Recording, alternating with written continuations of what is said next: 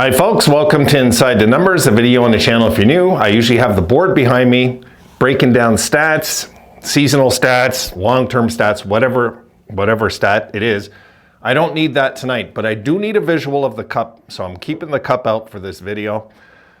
It'll make a little sense after why, and then I'll put it down and let it go in its glory in the corner somewhere. So for now, guys, how many years have I been bitching on this channel and whining? I've been known to whine about the Sabres not hitting enough. How long has this been going on, guys, since I started the channel, right? I finally believe we're on the right track, okay? We addressed it in the offseason. Finally went and got some guys. Many of you told me years ago, Wayne, you gotta acquire these players. You can't just teach it. I believe you can teach it a little, a little, which Granato was terrible at. And I said years ago, he's gonna get fired. This coach, he's gonna get fired because that'll be his demise, okay? You can't have a team that doesn't hit and have great success. You just can't. So let's take a look, guys. Let's go back some time. We're gonna start with the 2020-2021 season, okay? So 2020-2021, the 56 game season where the Sabres were dead last. Let's take a look where we were that year in the league in hitting, but let's keep in mind we weren't in our usual division, but still, let's take a look. Okay, so you see the worst team in the league in hitting that year was the Avalanche. Everybody was picking them to win that cup that year, and I was getting roasted online because I kept telling everybody it's never gonna happen. Never gonna happen, not with the way they're hitting. Absolutely no way. Not until they wake up from this. And the Avs were the worst team in the league in hitting. The Devils the second worst. The Red Wings the third. The Maple Leafs also, which they've addressed. Toronto, let's face it, Toronto's addressed this issue. Toronto was fourth at the bottom of the league in hitting. Toronto for many years was a bottom feeder in hitting, but all of a sudden they are changing that the last 2 years. And there you see the Sabres fifth before the bottom in the league. Let's go to 21-22. And there you see the Sabres dead last in the league in hits, hundreds of hits behind New Jersey, who were 30th at the time. Think about it, folks. Right? There was 31 teams. I'm correct saying that? Yes, I am. All right, so 30th. The Sabres are 31st. 305 hits behind everybody in the league. Even Detroit, who don't hit for their life, are right there at 1599. And then you got the Blues and the Kings to round it off. Okay? We go to the next year, 22-23, which is last year. The year before last year, sorry guys. The good year, where we almost made the playoffs. All right, there you see.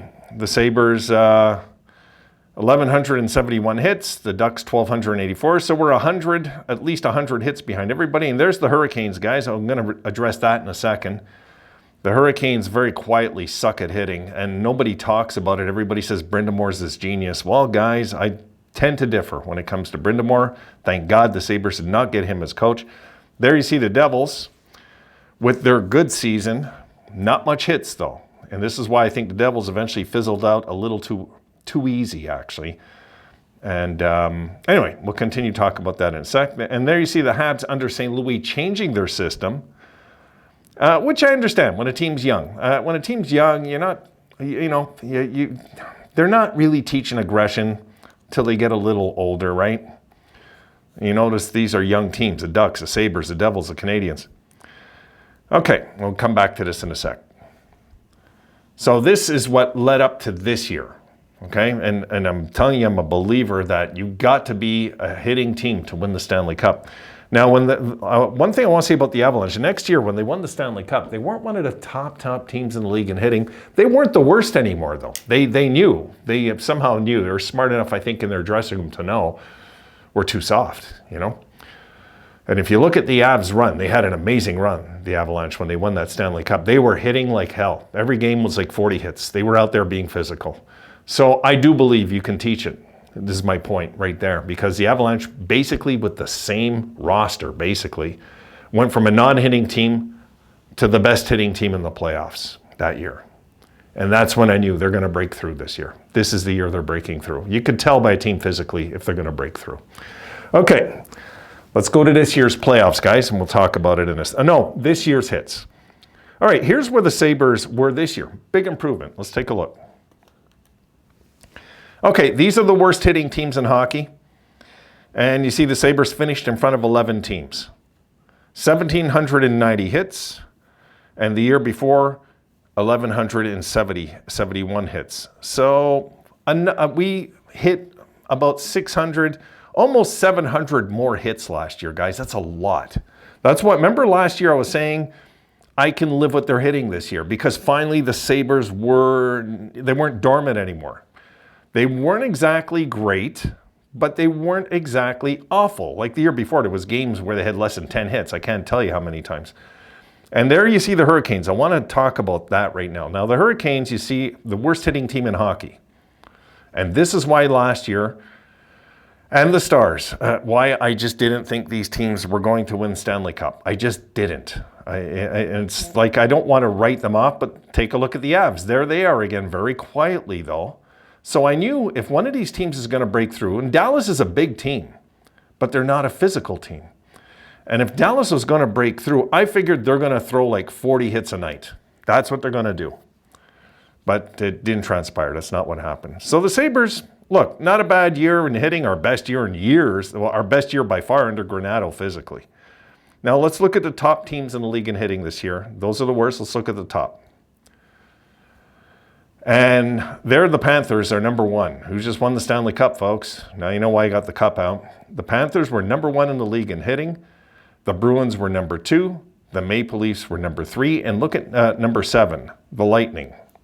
All our division, guys. If we're going to survive in our division, we know these are the 4 teams we got to beat up. We already know these are the 4 teams, right? But these are the 4 teams physically also. They're 4 of the top 9 teams in the league with 2,000 hits or more. And I'm telling you guys this year, I'm hoping the Sabres hit the 2,000 mark because really they got the personnel to do it now, especially after last year. I mean, last year, let's face it, they had 1,790. No reason they can't get a few hundred more hits now, right? Unless Lindy shakes it up so bad that he doesn't go with that thinking. So that's what I'm thinking there. We should be, I'm guessing, under Lindy with this team now. Guys, sorry, it's hot in here. We should be a top 10 hitting team this year. We could be, not should be. We could be a top 10 hitting team. I think we should be in the top 15. And for the record, the Oilers were 15th in the league. They threw something like 86 more hits than us all year long. So when the Oiler fans talk about physical play, they don't know what they're talking about because they were 15th in the league. And the Sabres this year had less than 100 hits less than them. So they weren't really a physical team like they talk about online. They're not. You're going to get this with Canadian franchises, guys, a lot. A lot of franchises sales pitch you in Canada. Okay. Another clip I want to show you. Here we go. All right, so there you see the Stanley Cup playoffs. Tampa Bay is who Florida draws first. Tampa Bay was 7th in the league in hitting with 2,019 hits. Florida wins in 5 games. Pretty easily, actually, too. We go to the second round. They take on the Bruins. Number 2 in the league in hitting. Remember I was saying it during that, well, many of you don't watch the early bird videos, but I was still doing videos back then, and I was talking about how it's the top 2 hitting teams in the league playing each other. And the number 1 team prevailed, not because of the hitting, because Boston could have been just as aggressive as them. It didn't matter. This Florida team was way more well-balanced, and what was saving the Bruins really in that series was Swayman and Nets. Really, they were that outclassed. So Boston, no, number 2 in the league in hits. They had to play them. So there you go. 2 of the top 7 hitting teams in the league they had to play on their march to the Stanley Cup. We go to the third round, and they take on the Rangers. They win that series in 6. The Rangers were tough as hell, you might recall, but they wore them down eventually. Rangers, number 11 in the league in hitting, just for the record, with 1,987 hits. And then in the finals, as we just seen, it went to Game 7, went right down to the wire. The Oilers were 15th in the league in hitting, 1,876 hits. So that gave them, let's just say 1,800. Yeah, they had 96 more hits than us, right? 96. No, they had 14 less, 86 more hits than us. Anyway, 84 more hits, something like that, guys. 86 more hits, 1,986. Yeah, 1986. So they had 1,876. So they had 86 more hits than we did. Nothing. It's really nothing, guys. It's a difference. It was minuscule, believe me. Let's look at the next clip.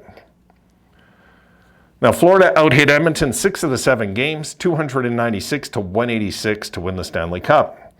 The first game, they out-hit them 57 to 32 in a 3-0 win. The second game, they out-hit them 37 to 30 in a 4-1 win. You could feel Edmonton climbing back in that series, even though they hadn't scored much yet. We go to game 3, and they're out-hit 37 to 33 by the Oilers in a 4-3 win. And then they go back to Edmonton. And I think maybe, I won't say overconfidence is what happened, but take a look at the hits in that game. That was their high of all the games. It was 49 to 29. But Edmonton threw enough hits to stay in that game, of course, and blew them out 8-1. Then here's the frustrating one. Game 5 in Florida.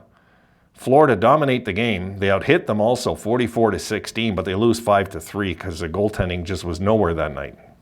We go to game 6 in Edmonton. They out-hit them again, 44 to 21 in a 5-1 loss, and everybody's picking the Oilers to win. Not me, because of the hitting. I honestly believe that Florida was somehow going to pull it out. And Florida's lowest hit total of the series, 32 to 21 and a 2-1 win. So, the Oilers in the finals had 26.6 hits per game. The Panthers had 42.3. And the Panthers are the team that wound up winning the Stanley Cup. So my point of this video is the Sabres need to hit more this year. Okay, that's really where I stand with this video. The Sabres, I think, now understand somehow, some way. They understand that the physicality part of their game sucked for years, guys. I don't know how many of you seen me just rip roaring some nights, just how frustrated I was with the softness. I couldn't take it. I remember listening to After the Whistle. If anybody has a link to After the Whistle, do me a favor, put it down in the link. I lost it when I cleaned out all my what do you call it, my bookmarks. I lost After the Whistle, so please put it in the note, please. Anyway, there was one episode I heard Jeremy Roenick going off about the Sabres, how soft they were. And that's what I loved about After the Whistle. They thought like me. They really were so fed up with the physical play of this team. This is why Olofsson and guys like this, guys, good luck, Vegas, because that guy will throw you 6 hits all year. Like, we don't want guys like that no more on this team. We want the guys we acquired. Trust me. I don't even have to see them play in our jersey, and I already know it's a huge improvement because they're going to hit. And they're going to skate too, but they're going to hit. They're going to play hockey. So I'm excited, guys. I'm excited. So I'm going to put Lord Stanley away. See you in the next video.